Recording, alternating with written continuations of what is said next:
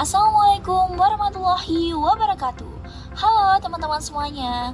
Kembali lagi dengan kami. Pada pembahasan kali ini kami akan menjelaskan mengenai analisis tipe strategi umum dan keberlanjutan serta rekomendasi yang diperlukan bagi PT Nippon Indosari Korpindo Tbk. Pada kesempatan kali ini kami akan menjelaskan mengenai strategi pertumbuhan, target dan juga implementasi dari perusahaan tersebut.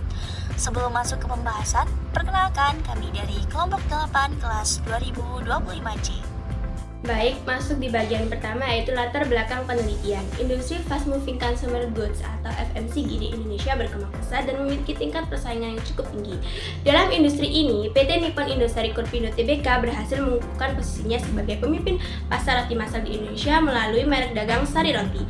Keberhasilan PT Nippon Indosari Korpindo Tbk tidak terlepas dari penerapan manajemen strategik yang berperan sebagai kerangka kerja untuk mengintegrasikan efisiensi operasional dengan kemampuan perusahaan dalam merespon perubahan pasar.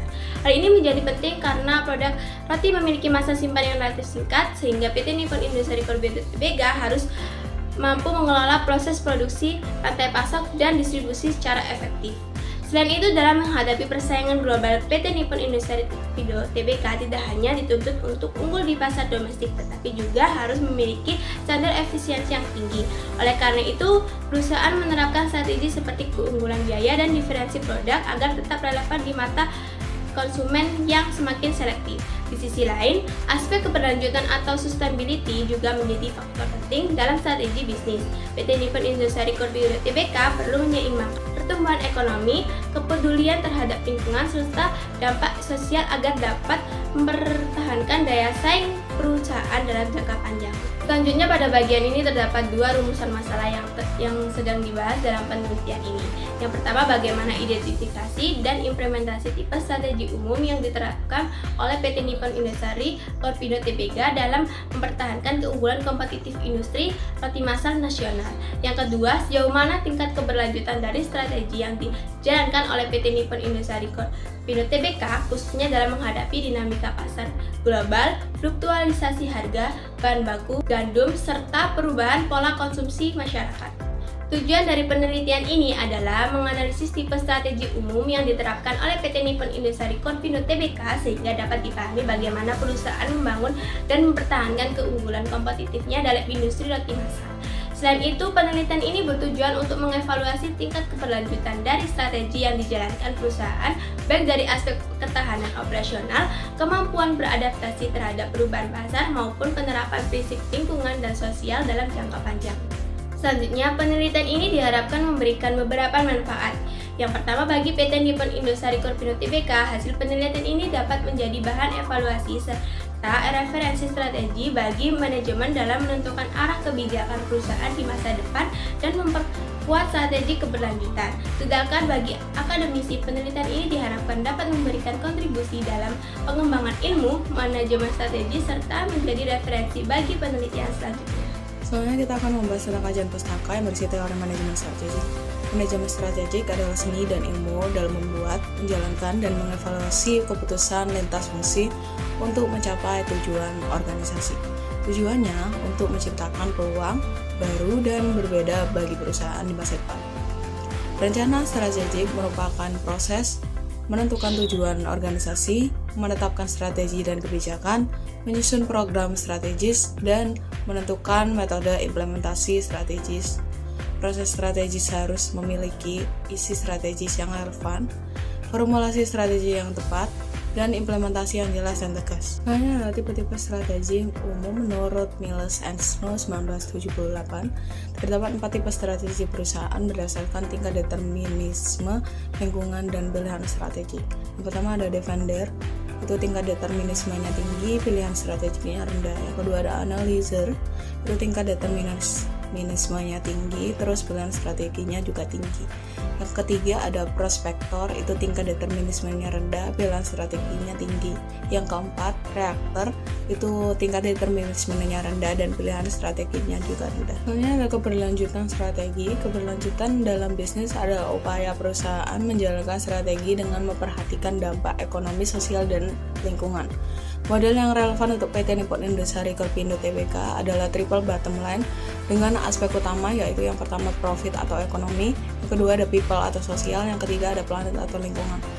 Di mana faktor yang mempengaruhi keberlanjutan ada faktor ekonomi, faktor sosial, faktor lingkungan, faktor tata kelola perusahaan, faktor teknologi dan informasi. Nah, ada penelitian terkait penelitian oleh Larasati DKK tahun 2025 mengenai analisis kinerja keuangan PT Nippon Indonesia Corpindo Tbk pada periode 2020-2022 menggunakan rasio keuangan. Perusahaan menghadapi tantangan yaitu yang pertama pandemi COVID-19, gangguan rantai pasok, kenaikan harga bahan baku. Strategi yang dilakukan adalah peningkatan efisiensi operasional, optimalisasi biaya produksi, penguatan jaringan distribusi, pengelolaan persediaan yang efektif, inovasi produk, penyesuaian strategi pemasaran.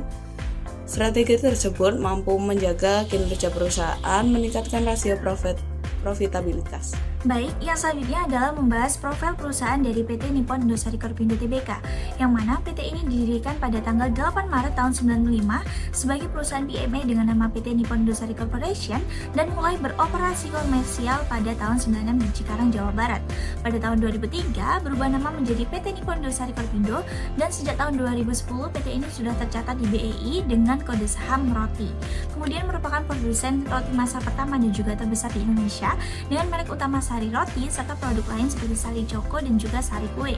Mengoperasikan sekitar 15 pabrik di berbagai kota yang ada di Indonesia dengan distribusi lebih dari 100.000 titik penjualan pada kanal modern dan juga tradisional.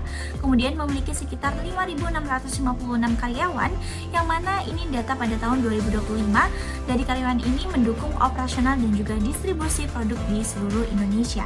PT ini memiliki visi yakni senantiasa tumbuh dan mempertahankan posisi sebagai perusahaan roti terbesar di Indonesia melalui penetrasi pasar yang lebih luas dan dalam dengan menggunakan jaringan distribusi yang luas untuk menjangkau konsumen di seluruh Indonesia. Untuk mewujudkan visi tersebut, maka diperlukan langkah atau misi yakni memproduksi dan mendistribusikan beragam produk yang halal, berkualitas tinggi, higienis, dan terjangkau bagi seluruh konsumen di Indonesia. Kemudian memiliki nilai perusahaan yakni adalah Research, Organization, Teamwork, dan juga Implementation yang mana dikenal dengan kata ROTI. R, Research yang artinya berfokus pada pencapaian kinerja dan juga hasil yang optimal. Kemudian Organization yakni membangun budaya kerja yang memiliki nilai, semangat, dan juga komitmen untuk memberikan yang terbaik. Kemudian ada Teamwork yang ini adalah kerjasama, jadi mengutamakan koordinasi yang baik. Dan yang terakhir adalah Implementation yakni adalah menjalankan setiap strategi secara konsisten melalui eksekusi yang efektif. Perusahaan ini memiliki tujuan jangka panjang. Yang pertama adalah ekspansi dan diversifikasi pasar, yang mana memperluas distribusi serta mengembangkan produk baru. Yang kedua adalah mempertahankan kepemimpinan pasar di industri roti Indonesia melalui inovasi produk, kualitas yang konsisten, serta harga yang terjangkau. Yang ketiga, mendorong pertumbuhan berkelanjutan dengan meningkatkan kapasitas produksi.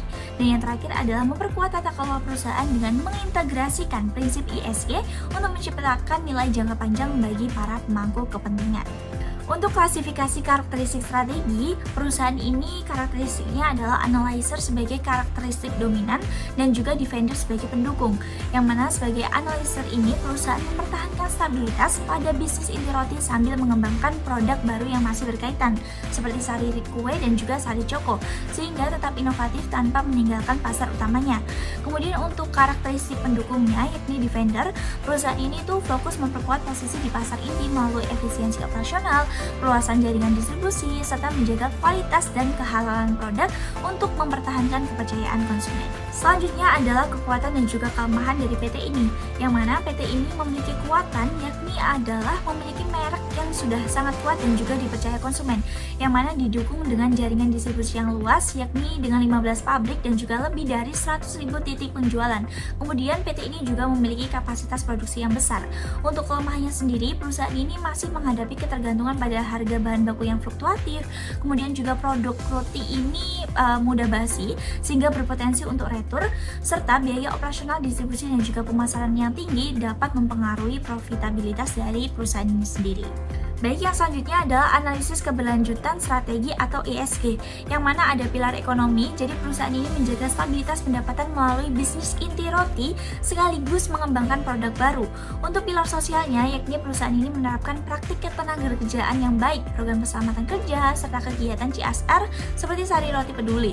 Kemudian untuk pilar lingkungannya, ini melakukan efisiensi energi, kemudian ada pengelolaan air dan juga limbah, pengurangan sampah kemasan, serta menjaga kepatuhan terhadap regulasi dari lingkungan. Untuk faktor pendukung dan juga faktor penghambat, ini sangat berkaitan dengan kekuatan dan juga kelemahan dari perusahaan ini sendiri. Selanjutnya yaitu rekomendasi strategi perusahaan. Berdasarkan hasil analisis yang telah dilakukan, PT Nippon Indosari Korvindo Tbk perlu memperkuat strategi yang sudah dijalankan untuk mempertahankan keunggulan kompetitif. Selanjutnya fokus pada peningkatan efisiensi produk dan distribusi. Kemudian pengelolaan rantai pasok yang cepat dan terintegrasi sangat penting karena masa simpan roti relatif singkat. Kemudian pemanfaatan teknologi informasi penting untuk memantau stok, memahami perilaku konsumen, dan mengoptimalkan distribusi sehingga dapat mengurangi risiko produk tidak terjual. Berdasarkan hasil analisis yang telah dilakukan, dapat disimpulkan bahwa PT Nippon Indosari Korvindo Tbk menerapkan strategi bisnis yang menekankan efisiensi operasional, penguatan jaringan distribusi, dan inovasi produk. Strategi perusahaan menunjukkan karakteristik strategi analisir, yaitu mempertahankan sistem yang sudah ada sambil melakukan inovasi secara selektif untuk menghadapi perubahan pasar. Selain itu, perusahaan juga menerapkan prinsip triple bottom line yang mencakup profit atau ekonomi, people atau sosial, planet atau lingkungan. Nah, itu tadi pembahasan lebih lanjut mengenai PT Nippon Indosari Korvindo Tbk. Terima kasih atas perhatiannya. Wassalamualaikum warahmatullahi wabarakatuh.